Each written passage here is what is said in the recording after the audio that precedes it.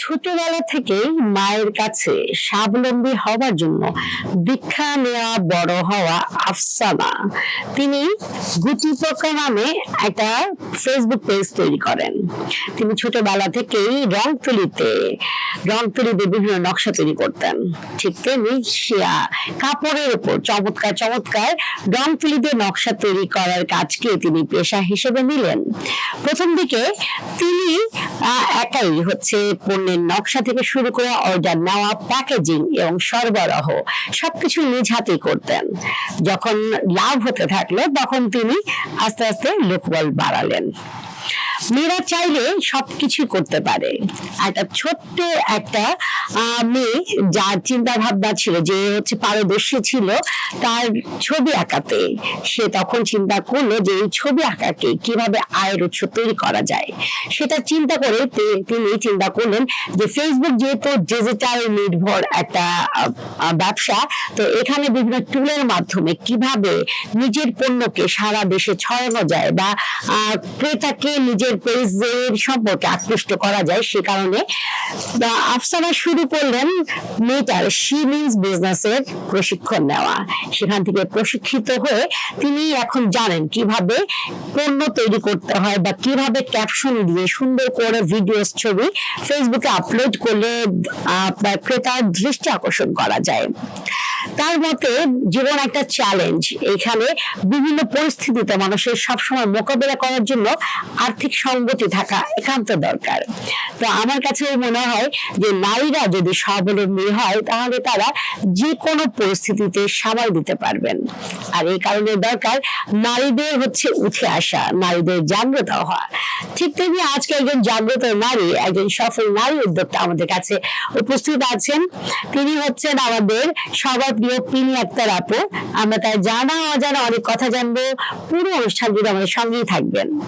শুধু দর্শক, দৈনিক কালের সমাজ এবং 21 সংবাদে রোজকারের আয়োজন নারী উদ্যোক্তার সফলতার গল্প অনুষ্ঠানে আমি আপনাদের সবাইকে আমন্ত্রণ জানাচ্ছি। যমুনা শিকদার এবং আমার সঙ্গে আছেন আজকের অতিথি। বেশ সুন্দর দেখা যাচ্ছে, আপনারা নিশ্চয়ই দেখতে পাচ্ছেন, খুব পরিপাটি সুন্দর করে আপু বসে আছেন, পিনি আক্তার আপু।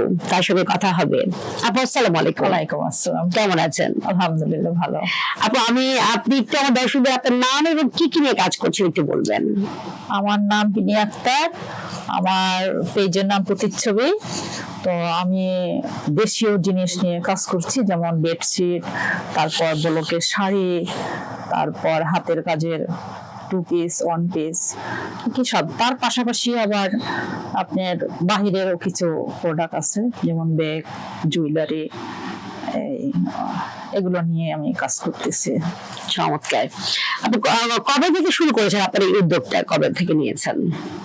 আমি 2018 সাল থেকে একটু একটু শুরু করি। আচ্ছা।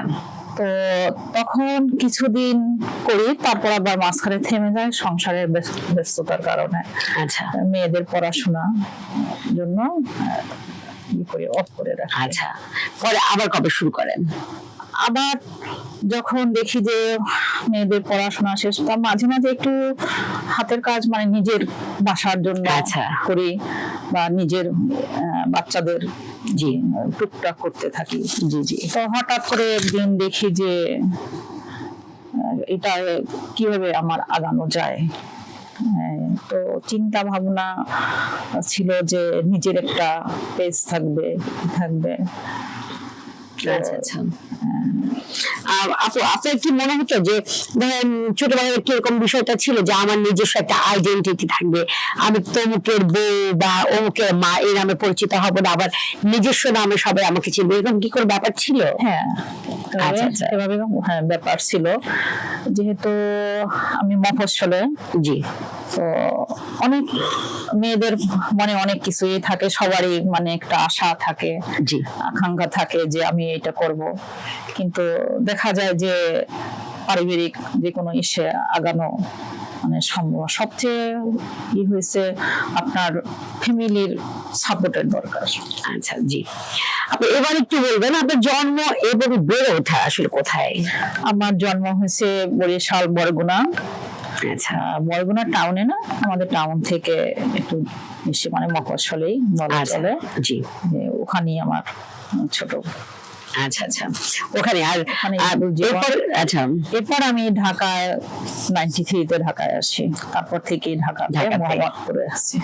আচ্ছা আচ্ছা, আপনি এবার একটু বলবেন যে আপনার এই ফেসবুক পেজ যেটা প্রতিচ্ছবি, জি। এটা কবে ক্রিয়েট করেছেন?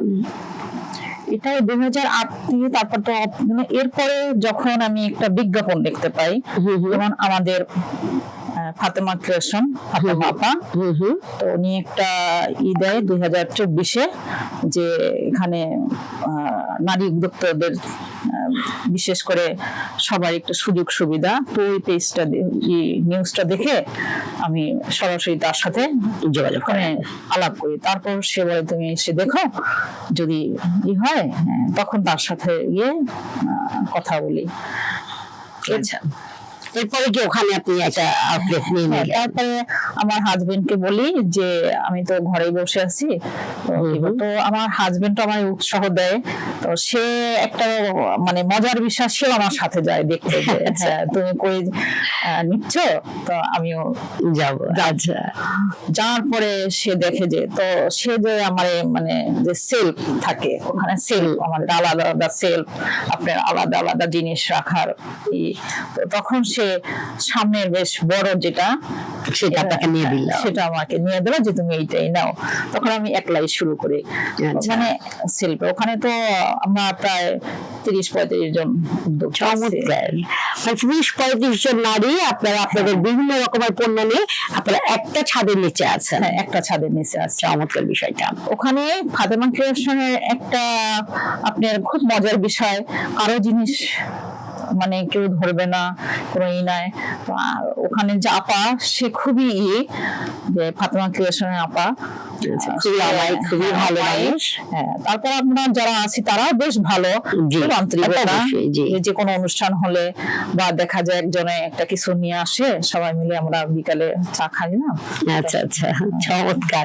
তাহলে আপনাদের হচ্ছে এইদিকে আপনাদের উদ্যোগের কাজও হচ্ছে, আপনাদের ব্যবসার প্রসারও হচ্ছে, আপনাদের ইনকামও হচ্ছে, এবং সঙ্গে আপনাদের বন্ডিংটাও খুব ভালো হচ্ছে, ভালো হচ্ছে। এবং সময় খুব ভালো কাটছে। তারপরে দেখা যায় যে ঘরে বসে আছি, একটু যাই শোরুমে ঘুরে আসি, সবার সাথে আলাপ হলো, মানে খুবই ভালো।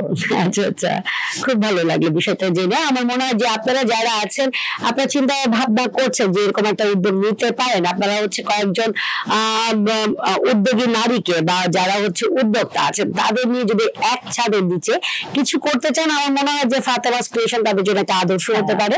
আপনারা একটা ছাদের নিচে সেলফ আকারে যদি আপনারা আরো কয়েকজন উদ্যোক্তাদের নিয়ে শুরু করেন, সেক্ষেত্রে আপনাদের মূলধনের ব্যাপারটাও থাকে এবং সময় ব্যাপারটা থাকে, এবং সবচেয়ে বড় কথা 10 মিলে করি কাজ, হারি জিতি নাহি লাজ। তো এই বিষয়টা মাথায় রেখে যদি শুরু করেন, তাহলে আমার মনে হয় যে অনেকেই উপকৃত হবেন। কারণ কিছু ক্ষুদ্র উদ্যোক্তারা থাকেন যাদের মূলধনের অভাব থাকে, কিছু উদ্যোক্তারা থাকেন যাদের লোকবলের অভাব থাকে।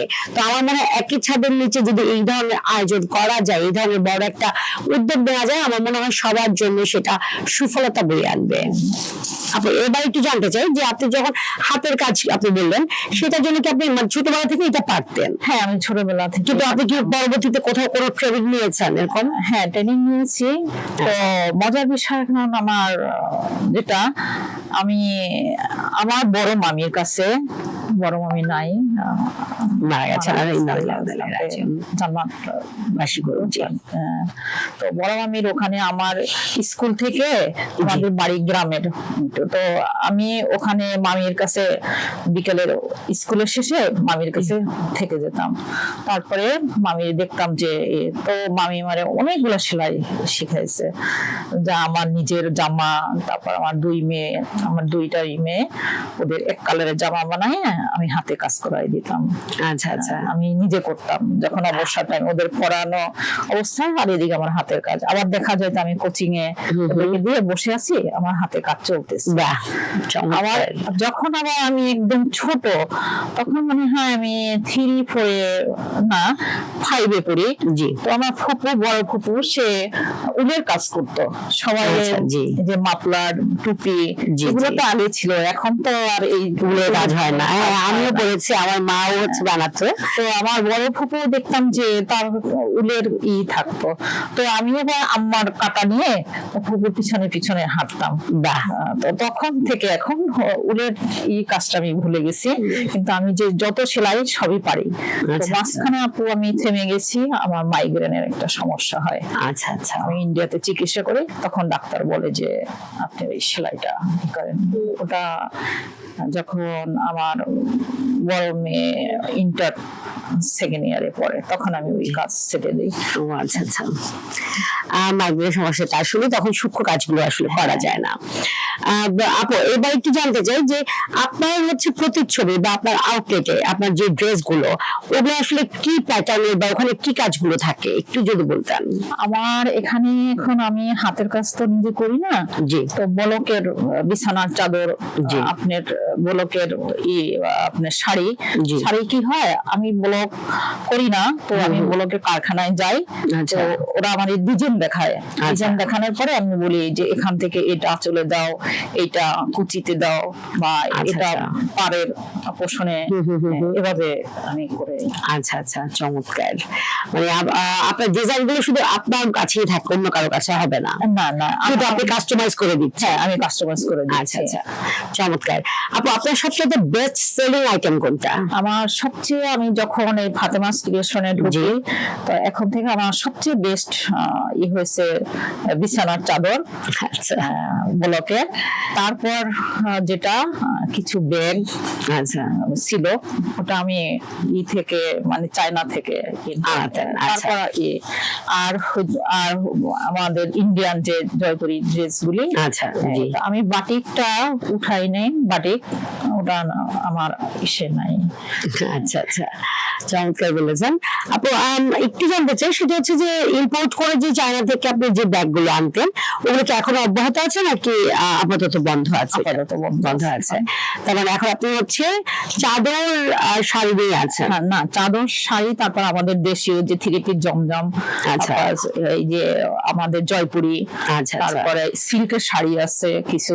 এগুলো কি রাজশাহী থেকে আনেন নাকি ঢাকা থেকে? না, ঢাকা থেকে আমি করে রাজশাহী সিল্কের শাড়িগুলা, রাজশাহী সিল্ক, তারপর আপনার কুমিল্লা বাটিক আছে কিছু। আচ্ছা আচ্ছা, চমৎকার। আপু, আমাকে একটু বলবেন যে একজন নতুন উদ্যোক্তার জন্য প্রশিক্ষণ নেওয়া বা ধর কোনো উদ্যোগ শুরু করবে, তার জন্য আগে থেকে যদি প্রশিক্ষণ নেওয়াটা কতখানি জরুরি বলে আপনি মনে করেন? হ্যাঁ, অবশ্যই জরুরি, কারণ হঠাৎ করে আপনি বুঝবেন না যে আমার কি করতে হবে। আচ্ছা। এই জন্য একজনের পরামর্শ নিতে হবে, আপনার সবার সাথে সার্কেল তৈরি করতে হবে, আপনার ট্রেনিং নিতে হবে, না হয় আপনি মানে সরাসরি করতে পারবেন না। আচ্ছা আচ্ছা, তার মানে আপনি বোঝাতে চাচ্ছেন যে আপনি যখন একটা উদ্যোগ নিতে চান, আপনি যদি ঠিক মতো কাগজে কলমে, হয়তো আপনি একটা খুব ভালো একটা স্কিল আছে, আপনি সেটা নিয়ে কাজ করতে পারবেন, কিন্তু যখন বাণিজ্যিক আকারে করবেন, তখন আপনার আসলে কিছু জিনিস শিখতেই হবে। কারণ হ্যাঁ, কিছু জিনিস আমাদের থাকে যেটা আমরা একদমই জানি না। হয়তো বা আমরা ভাবি যে আমরা ইউটিউব দেখে বা গুগল থেকে জেনে বা চ্যাট জিপিটি থেকে জেনে সবকিছু জেনে ফেলবো, এমনটা আসলেই না, এরকমটা আসলেই ঘটে না। কাগজে কলমে প্রশিক্ষণ, এই বিষয়টা আসলে সেই আমল থেকে ছিল, আছে, আমার মনে হয় পরবর্তীতেও থাকবে। এবং আমার মনে হয় যে এই প্রশিক্ষণটা নিয়ে আপনার মেধাকে যদি আরেকটু বেশি ঝালাই করে নেন, আপনার স্কিলটাকে আরো বেশি ডেভেলপ করেন, তাহলে আপনি যে কোনো পেশায়, যে কোনো কাজে আপনি সফলতা নিয়ে আসতে পারবেন। জি আপু, একটু জানতে চাই, সেটা হচ্ছে যে আপনি কি মেলা করেছেন? মেলা তো দুই একটা মানে হয়েছে, আমি তো বললাম যে ওই যে মাঝখানে বন্ধ রেখেছিলেন, বন্ধ, তারপরে মেলা করেছেন। হ্যাঁ হ্যাঁ। তার মধ্যে আচ্ছা, মেলা করাটা আপনার কি মনে হয়, মেলা করাটা কতখানি জরুরি? মেলা করাটা বেশ জরুরি, কারণ আপনার মানুষ চিনবে, আপনার পেজের নাম জানবে, আপনার প্রোডাক্ট দেখবে, তারপর আপনার সাজেস্ট করবে যে কোনটা ভালো, কি কেমন মানের, এটা মানেরও একটা বিষয় আছে। আপনার কাপড় মানের না হইলে আপনি কি করবেন, আপনার যেমন তেমন কাপড়ের উপরে ব্লক বাটি করবেন, ওটা না, একটু মানে উন্নত মানসম্পন্ন কাপড় সম্মত। হ্যাঁ, জি। খুব ভালো বলেছেন যে বেলা করাটা আসলে জরুরি, কারণ আপনার হচ্ছে পণ্যের ব্র্যান্ডিং হয়, নেটওয়ার্কিং হয়, আপনার পণ্যের গুণগত মান বা আপনার পণ্যটা কি সেটা আপনি একদম তুলে ধরতে পারেন, মানে পণ্য প্রমোটিং যেটা বলে সেটা করতে পারেন এবং ইনস্ট্যান্ট রিভিউ পেতে পারেন এবং বিক্রি হলেই ক্যাশ টাকা নিয়ে ঘরে ফিরতে পারেন। চমৎকার একটা বিষয়। সেই মেলা করাটা যেতেই পারে। জি, আবার একদম ভিন্ন দিকে চলে যাই, সেটা হচ্ছে যে আমাদের দৈনন্দিন জীবনে আমরা কাজ করতে গেলে, ঘরের কাজ করতে গেলে আমরা ধরেন কাজ করছি, গুনগুন করে হয়তো গান করছি বা গান শুনছি বা কবিতা শুনছি, তো আপনি আসলে কোনটা করেন? আমি আপু এখন মানে আমার 2 মেয়ে, রেজনা চৌধুরী মন্না আপা, ওখানে গান শিখতো। আচ্ছা। শেখার পরে আমি এখন বসে থাকতাম, পাশে আর একটা ললিত কলা একাডেমি ছিল, ওখানে আমি গান শিখেছেন একটু, মানে কয় মাসের জন্য। চমৎকার চমৎকার। তাহলে আমরা হচ্ছে আপনি গান শুনতেই পারি, যদি গান শোনা তো মানে আমি এখন জি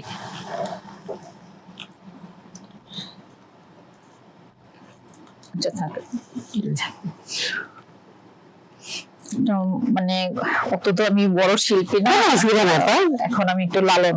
হ্যাঁ হ্যাঁ অবশ্যই, জি জি। মিলন হবে কত দিনে, মিলন হবে কত দিনে, আমার মনের মানুষের সনে, আমার মনের মানুষের সনে, মিলন হবে কত দিনে, মিলন হবে কত দিনে, আমার মনের মানুষের সনে, আমার মনের মানুষের সনে, চাতক প্রহর নিশি যে আছে কালো শশী, চাতক প্রহর নিশি যে আছে কালো শশী, হব বলে চরণ দাসী, হব বলে চরণ দাসী, ওটা হয় না কপাল বনে, ওটা হয় না কপাল বনে, আমার মনের মানুষের সনে, আমার মনের মানুষের সনে। চমৎকার, খুবই ভালো লাগলো, খুব ভালো গান করেছেন। তার মানে আপনি হচ্ছে আপনাদের মানে আড্ডার মধ্যে মানে আপনি হয়ে যেতে পারেন যে কোনো সময়।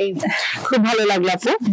আবার একটু আমরা কাজের কথা ফেরত আসি, সেটা হচ্ছে যে আপনার আপনি এই উদ্যোগ নিয়েছেন, এই উদ্যোগের মাধ্যমে আপনি কি এখনো পর্যন্ত কারো কর্মসংস্থানের সুযোগ তৈরি করে দিতে পেরেছেন?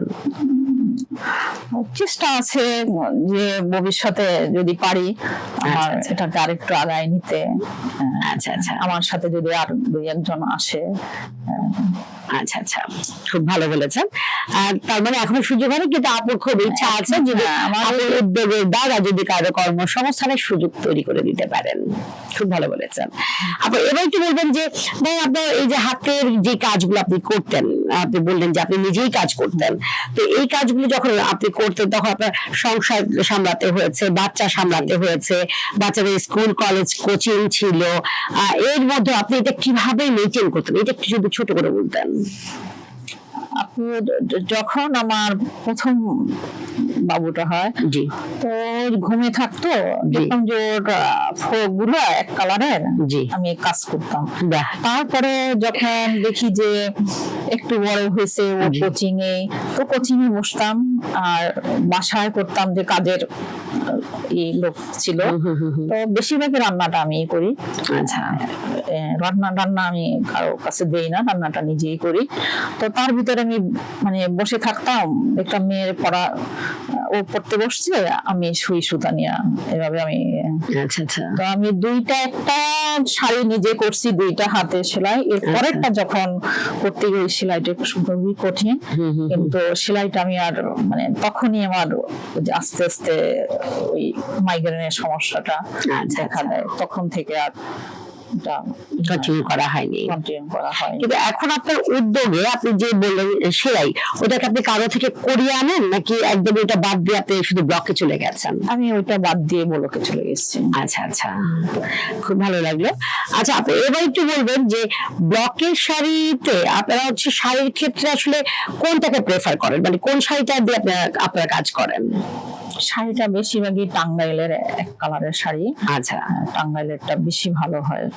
এক কালারের যে শাড়িটা দেখা যায় টাঙ্গাইলের শাড়ি এখন, আগে তো টার্সেল দিত না শাড়ি, এখন টাঙ্গাইলের শাড়িতে টার্সেল দেওয়া থাকে, চিকন ধরনের টার্সেল দেওয়া থাকে।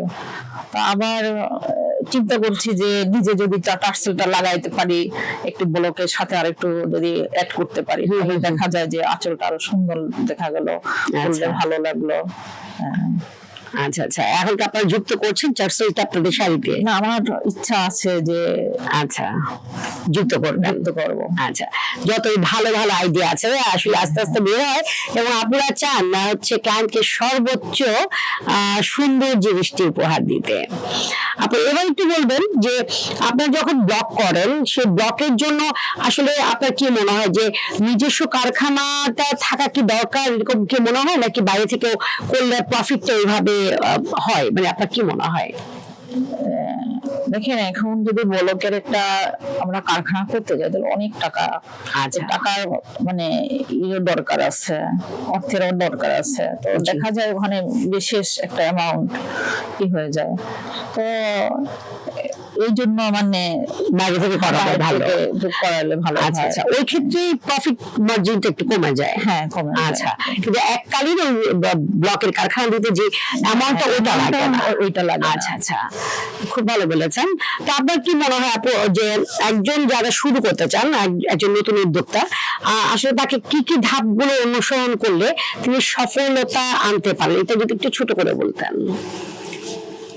প্রথমত তার মানে প্রোডাক্ট কিনবে কোথা থেকে, ওটা নিতে হবে এটা। তারপরে তার ব্লকের কারখানা, ওখানে তার যে শাড়ি যে টাকা দিয়ে কিনলো, ওই টাকার যদি বেশি ব্লকের মানে আপনার চার্জ বেশি হয়, সেক্ষেত্রে দেখতে হবে যে আমার কোথায় আমি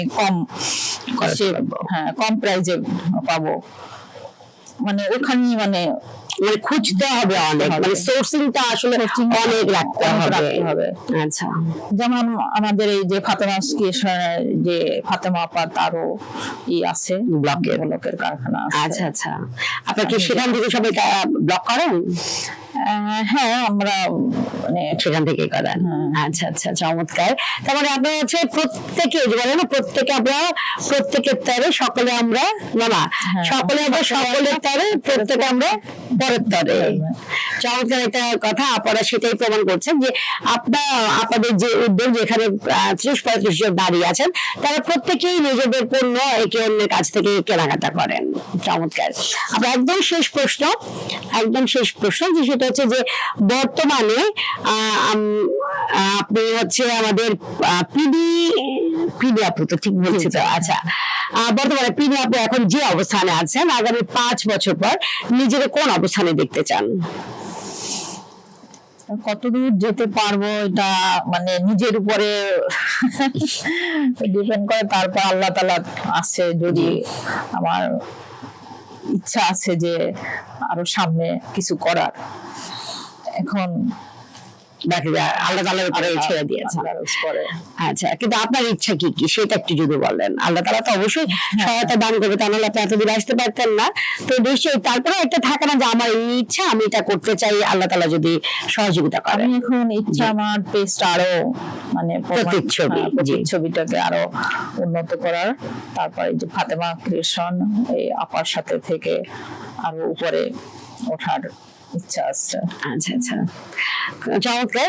আপু খুব মানে খুব বড় চাহিদা নিয়ে আপু খুব সুন্দর করে ছোটর মধ্যে চেয়েছেন, এবং তিনি আল্লাহকে অনেক বিশ্বাস করেন, এই কারণে উনি অনেক কিছু বলতে চান না, কারণ আল্লাহ তাআলা আসলে কখন কার ভাগ্যে কি লিখে রেখেছেন তিনি জানেন না। এই কারণে আপু খুব সামান্যই চেয়েছেন যে আপু এখন ফাতেমাস ক্রিয়েশন আছেন, সেখানে আপুর সঙ্গে দীর্ঘ সময় পথ চলার ইচ্ছা, এবং তিনি চান তার ফেসবুক পেজ প্রতিচ্ছবি সরি, তিনি চান তার ফেসবুক পেজ প্রতিচ্ছবিকে অনেক বড় একটা ব্র্যান্ডে পরিণত করতে।